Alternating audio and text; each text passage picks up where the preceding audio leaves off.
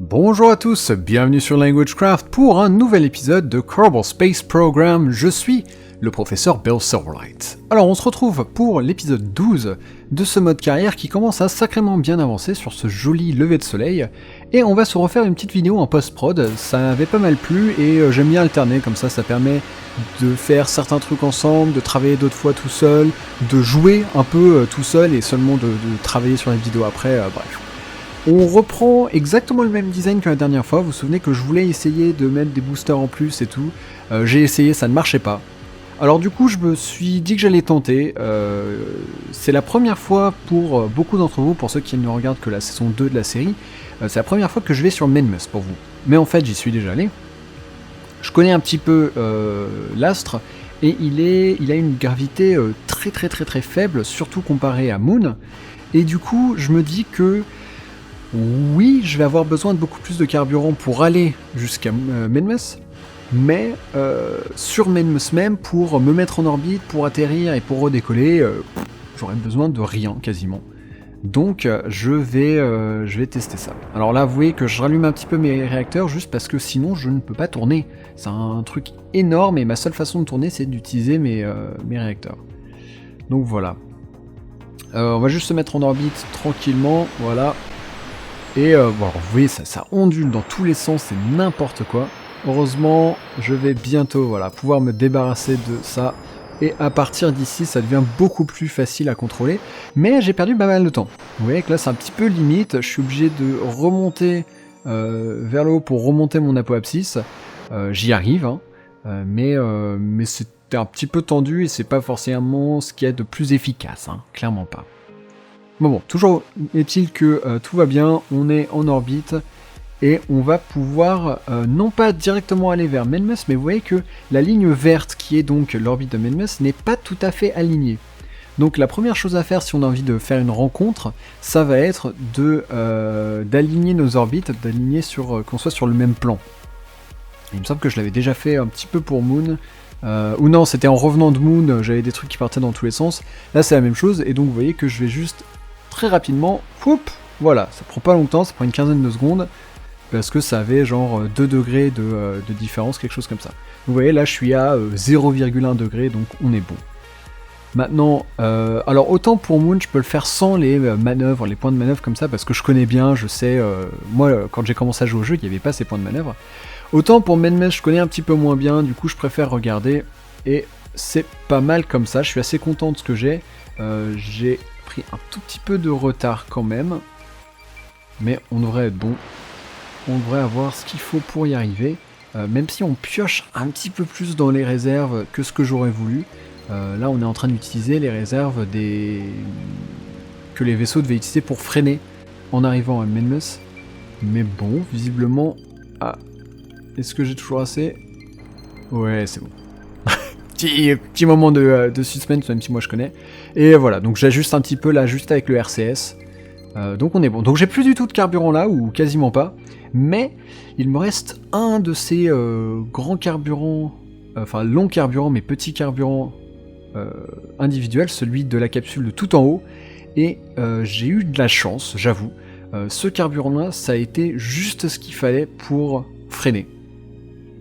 Donc je l'ai transféré dans le gros carburant, dans le gros réservoir, et voilà, c'est ce que je vais utiliser ici pour finir de freiner et pour me mettre en orbite, pour pas repartir n'importe où. Et puis voilà, on est pas mal comme ça. On va faire quelque chose de relativement circulaire, et on est parqué en orbite. Alors maintenant, il va être temps de tout séparer. Donc les 4 sont séparés. Lui maintenant, du coup, il n'y a plus de carburant, donc on le sépare aussi. Et il nous reste que ces 5 vaisseaux pour atterrir.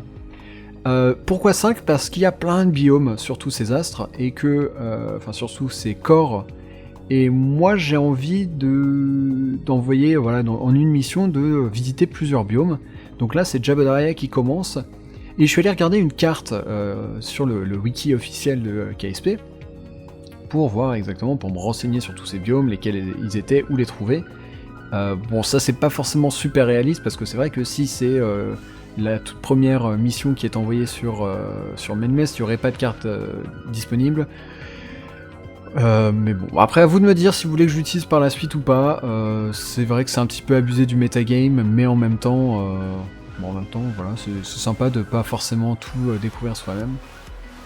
Et de zapper un petit peu sur la communauté. D'ailleurs, si j'ai le temps, je reparlerai de la communauté, et sinon, dans le prochain épisode, parce qu'il y a une communauté française. Ceux qui me suivent depuis longtemps le savent. On en reparlera. Bref, Jebediah atterrit. Vous voyez que rien qu'avec du RCS, j'arrive à maintenir ma vitesse, voire des fois ralentir. Donc vraiment, regardez un petit peu le carburant que j'ai utilisé juste pour atterrir. Là, c'est ridicule, ça coûte rien. Voilà. Donc un petit atterrissage tout en douceur, tranquillou. On sort tous les machins, donc je les ai mis sur des raccourcis. Et on va faire toutes nos expériences, machin, sauf une. Pour remarquer que j'en oublie une à chaque fois. Enfin, vous allez le voir, j'oublie à chaque fois et je m'en suis rendu compte après. Je m'en veux pas mal. Hein, je vous avoue que je m'en veux pas mal. J'ai dû perdre peut-être 500 de science dans l'histoire, pas loin. Mais bon, toujours est-il que vous voyez à quel point la gravité est faible. Vous avez vu à quel point je pouvais sauter haut.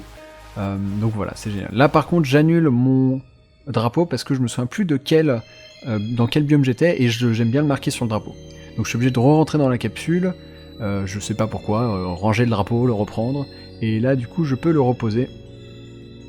Hop, et c'est Menmes Lesser Flats. Parfait. Ok, donc on re-rentre. Je vais pas tous vous les montrer, mais je vais vous en montrer quelques-uns, du coup tous les autres atterrissages que j'ai fait autour de la planète. Hop. Et voilà, donc ça s'est plutôt bien passé, et on va pouvoir voir à la fin combien chacun nous a rapporté. On s'est limité à certains biomes, on n'est pas allé tous les voir au final, juste parce que pour la caméra, j'avais pas envie d'aller dans des biomes qui étaient pas du tout éclairés, c'était pas intéressant à regarder. Et là, celui-là, il va faire quelque chose d'un peu particulier, c'est qu'il va aller au pôle. Hop, donc vous voyez, là, je le fais sans point de manœuvre, c'est vrai que j'aurais pu en utiliser un, mais bon, c'est l'avantage de connaître un peu le jeu. Et on va se poser tout en haut. Chaque corps comme ça a un biome pôle. C'est vrai que je l'ai pas encore regardé sur Curbenman. Faudrait que je le fasse. Je pense que j'ai pas trop tardé à refaire quelques épisodes. Peut-être dans 2 épisodes par exemple, de faire quelque chose sur les avions. Ça me manque un peu et je pense que ça peut être très très fun. Alors voilà, juste on a sorti les panneaux solaires juste pour recharger l'électricité et le temps d'atterrir. On va les re-rentrer avant de se poser parce que si jamais on se casse la gueule, faut pas qu'on les casse. Voilà. On arrive...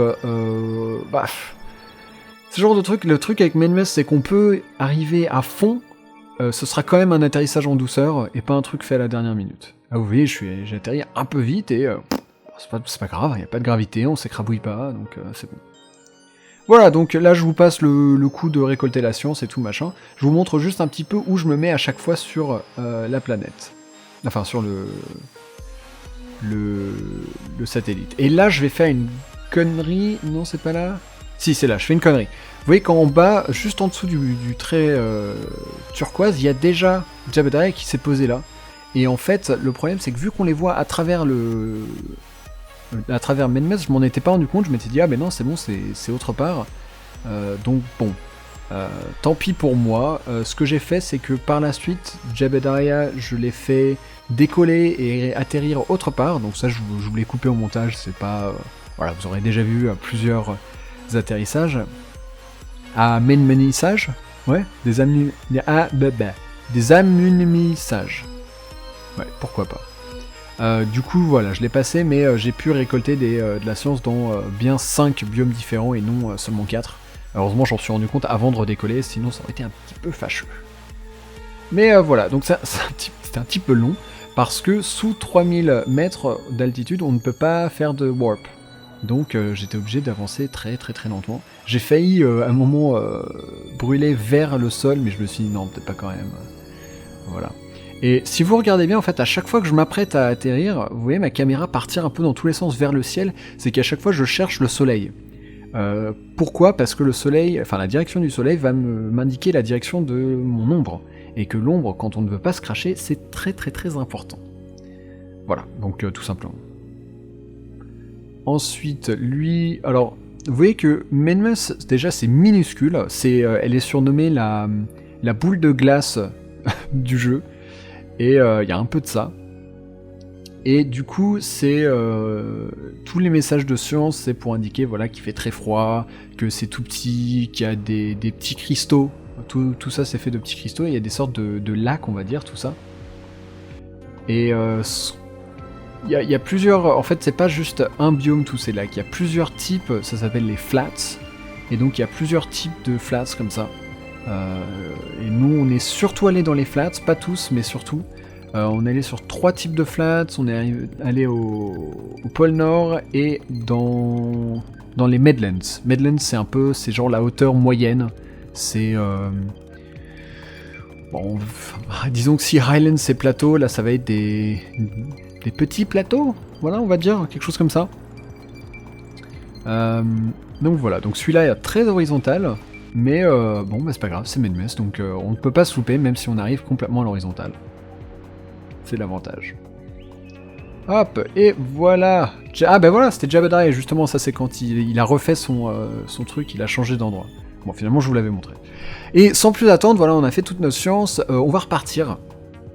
Donc c'est Jabba the Hutt qui commence, justement, et lui, du coup, faut savoir que cette mission dure depuis 4 jours à ce moment-là. On va remonter avec du RCS pour pas se payer une montagne, hein. J'ai appris ma leçon. Donc, mais je continue à faire, surtout sur Medmess, des décollages à l'horizontale, parce que il y en a certains qui me disaient que c'était pas efficace, mais si, c'est très très efficace, parce que une orbite ne m'intéresse pas. Moi j'ai juste envie de me barrer et de booster mon apoapsis de l'autre côté. Hop, je refais la même chose que d'habitude, c'est-à-dire dès que je vois Kerbin, j'avance, et vous voyez que ça me permet de m'éloigner de la trajectoire de Medmess. Donc là, on va refaire ça à chaque fois. On rentre tout, on repart.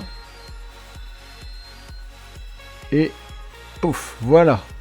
Donc là, on va tous les faire, les uns après les autres.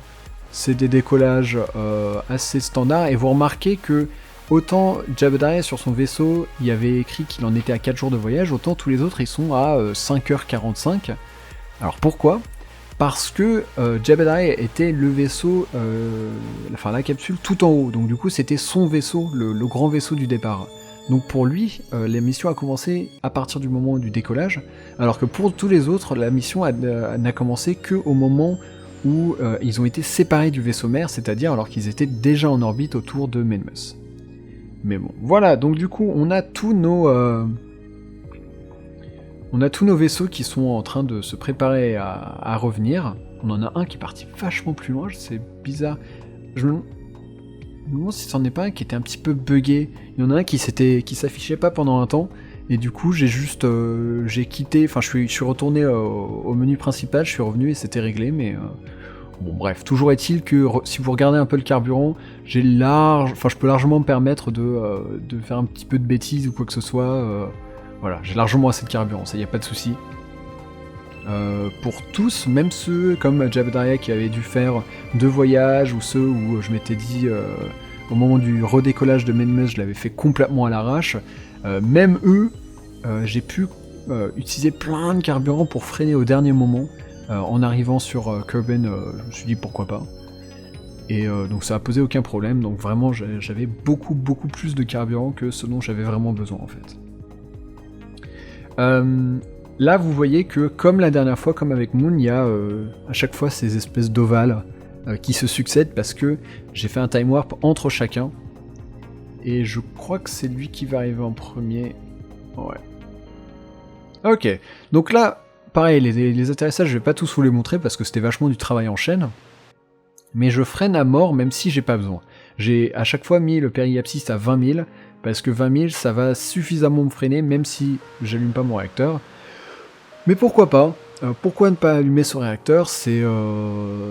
Bon, j'aime bien pour le RP, je me dis que on va pas lâcher un gros réservoir de carburant sur la planète. Donc du coup on préfère le lâcher vide. Et l'utiliser un peu, dans l'atmosphère certes, mais voilà. Et là, du coup, comme d'habitude, on regarde juste pour avoir le moment des 500 quand le parachute se déploie. On atterrit, et c'est là où je vais péter un câble. Parce que là, voilà, on a atterri, on est content et tout, machin. Là, je déploie, mais je sais pas pourquoi, juste pour le fun. Je déploie tout, machin. Et là, je tourne un petit peu l'écran et je remarque le Mystery Goo, la capsule de Mystery Goo que je n'ai pas utilisée. Et là, j'étais un peu en bad, je vous l'avoue. Donc, moi, ce que je pense que je vais faire par la suite, c'est que je vais envoyer un vaisseau avec 5 Mystery Goo qui va pouvoir, en gros, sauter de biome en biome pour retourner voir tous les biomes que j'ai déjà visités, pour compléter un petit peu ma recherche. Donc voilà, je vais faire ça comme ça, et ça rattrapera un petit peu ma bêtise, je pense. Mais ce sera, je vous le montrerai pas, hein, ce sera un vaisseau très très simple. De toute façon, il n'y a tellement pas besoin de carburant pour tout ça que voilà. Bref, donc 445 de science, c'est pas négligeable, j'étais plutôt content de moi. Et vous allez voir que, je vous laisse faire le calcul, c'était grosso modo 500 à chaque fois. 500 x 5, ça fait beaucoup. Du coup, je ne vais pas tout pouvoir acheter au prochain épisode, bien sûr que non, mais je vais pouvoir en acheter pas mal. Donc ça fait vraiment plaisir. Hop, et voilà, un petit amérissage avec Jebediah qui était le dernier à revenir. Et 580 ici. Et vous voyez qu'on a 2800 de science. Voilà. Donc là, je regarde un peu autour, je fais « Oh, ça coûte 160, c'est tranquille. Ça, 550, ouais, d'accord. » Donc voilà. Au prochain, je pense qu'on va faire les sondes, les fameuses sondes dont j'avais parlé. Mais on va les construire et les envoyer, mais on ne va pas les suivre. Moi, je trouve que c'est vachement intéressant d'avoir certaines missions qui continuent pendant qu'on en fait d'autres. De pas juste les avoir les unes après l'autre. Les unes après les autres. Voilà, et donc du coup, si je me trompe pas, il y en a 36 de missions qui viennent de Menmus, donc voilà, ça valait beaucoup de science, donc je suis content de l'avoir fait, on va pouvoir se faire plaisir dans le futur. Sur ce, merci de m'avoir suivi, on se retrouve très bientôt, ça a été une mission, un grand succès, et du coup on va laisser les Kerbals fêter ça. Salut à tous.